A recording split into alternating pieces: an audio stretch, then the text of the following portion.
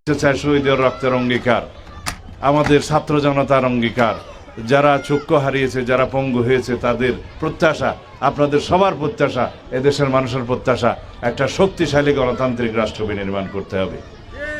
এদেশের সকল মানুষের প্রত্যাশা, জনমানুষের প্রত্যাশা, জুলাইয়ের ছাত্র গণ অভ্যুত্থানের প্রত্যেকটি শহীদের রক্তের প্রত্যাশা, এদেশের শক্তিশালী গণতান্ত্রিক রাষ্ট্র বিনির্মাণ করতেই হবে ইনশাআল্লাহ। এদেশের এমন একটি গণতান্ত্রিক ব্যবস্থা চালু রাখতে হবে যে এই গণতান্ত্রিক ব্যবস্থার মধ্যে কোনোদিনই কোনো স্বৈরাচারের ফ্যাসিবাদের উৎপত্তি না হয়, উৎপাত না হয়। যারা এই দেশে ফ্যাসিবাদী শাসন ব্যবস্থা কায়েম করেছিল, শেখ হাসিনা, আওয়ামী লীগ, তারা এই দেশ থেকে বিতাড়িত হয়েছে। এই দেশের জনগণ তাদেরকে পালিয়ে যেতে বাধ্য করেছে। আবারও যদি কোনো রকমের, আপনাকেই বলছি, ইন্স্যুরেন্স করলে সিটিতে সুরক্ষা পাবেন নিশ্চিত। কোনোদিন অগণতান্ত্রিক শক্তির উত্থান ঘটে, তাহলে আমাদের পরিণতি একই রকম হবে।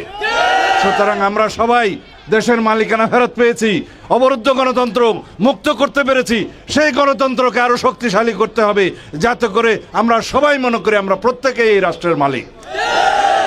সুতরাং আগামী 12ই ফেব্রুয়ারি আমাদের প্রত্যেকের স্বাধীনভাবে, মুক্তভাবে নিজেদের ভোটাধিকার প্রয়োগ করতে হবে, আমাদের গণতন্ত্রকে শক্তিশালী করতে হবে ইনশাআল্লাহ।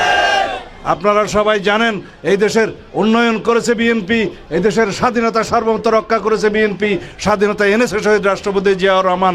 এই দেশের উন্নয়ন, গণতন্ত্র, প্রগতির সব কিছুর জন্য বিএনপি আজীবন সংগ্রাম করে গিয়েছে।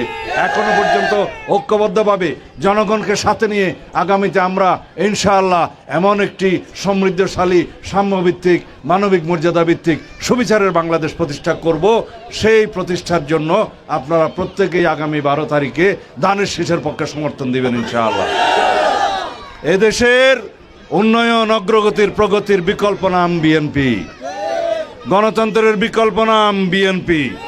সুতরাং আমরা বাংলাদেশের পক্ষের শক্তি। যারা ভারতের পক্ষের শক্তি ছিল তারা ভারত পালিয়ে গেছে। আর একটি শক্তি যারা বিদেশি শক্তির গোলামি করে, তারা বাংলাদেশে বিভিন্ন রকম বিভ্রান্তিমূলক রাজনীতি করছে। তাদেরকে কি আসতে দিতে পারবেন? আমরা বাংলাদেশের শক্তি, বাংলাদেশের মানুষের পক্ষের শক্তি। আমাদের স্লোগান হচ্ছে সবার আগে বাংলাদেশ। স্লোগান কি? সবার আগে বাংলাদেশ। আমাদের সকল কিছুতে নীতি প্রণয়নে আমরা বাংলাদেশের স্বার্থকেই সর্বাগ্রে তুলে ধরবো ইনশাআল্লাহ, সর্বোচ্চ জায়গায় তুলে রাখবো ইনশাআল্লাহ। বাংলাদেশের স্বার্থকে সমুন্নত রেখে আগামীতে আমরা একটি শক্তিশালী, সমৃদ্ধশালী, গণতান্ত্রিক বাংলাদেশ গঠন করব ইনশাআল্লাহ। সেই জন্য